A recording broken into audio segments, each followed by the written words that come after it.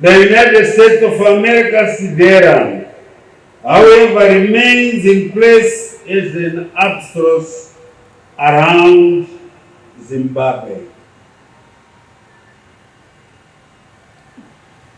The sanctions include financial restrictions and illegal economic measures that alienate Zimbabwe from global supply chains and the global financial system, as well as bar capital inflows, mainly from the West. Since 2001, we estimate that Zimbabwe has lost or missed over 150 billion United States dollars through frozen assets, trade embargoes, export and investment restrictions, from potential bilateral donor support, development loans, IMF and World Bank balance of payments support, and commercial loans. This has forced our gross domestic product to contract drastically in the 2 decades that followed the imposition of these heinous and illegal sanctions.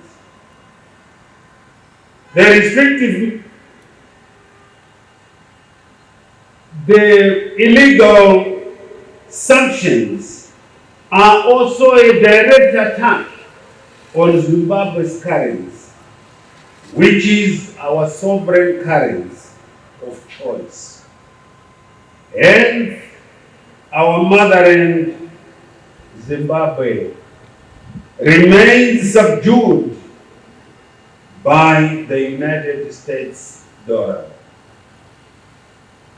The United Nations is a multilateral organization that is better positioned to provide legitimacy and credence on issues of international relations.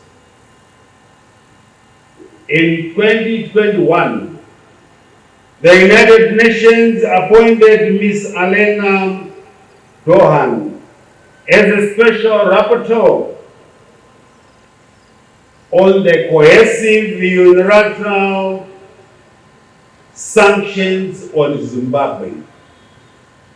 She found out that, and I quote, over the last 20 years, sanctions and various forms of over-compliance with sanctions have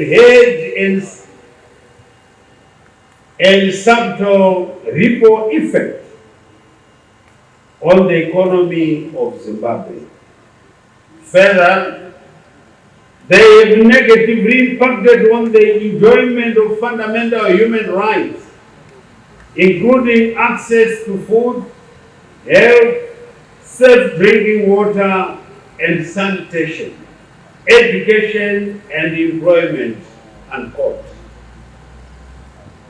The United Nations rapporteur also observed that the situation limits Zimbabwe's ability to guarantee the functioning of public institutions, delivery of service, and maintenance of essential infrastructure.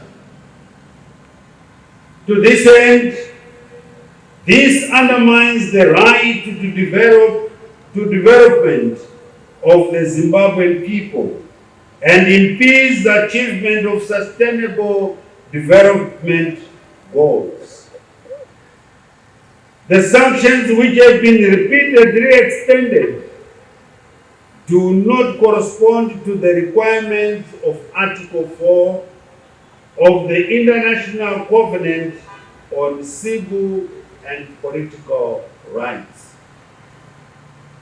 The sanctions on Zimbabwe are thus illegal, unfair, and a violation of our sovereignty and right to self-determination. The United Kingdom claims that it imposed sanctions to discourage the government of Zimbabwe and any person or entity from abusing Zimbabweans, as well as to promote the rule of law and good governance. Meanwhile, the United States claims it imposed and maintained sanctions on Zimbabwe as a favor to provide for a transition to democracy and to promote economic recovery. What kind of nonsense is that?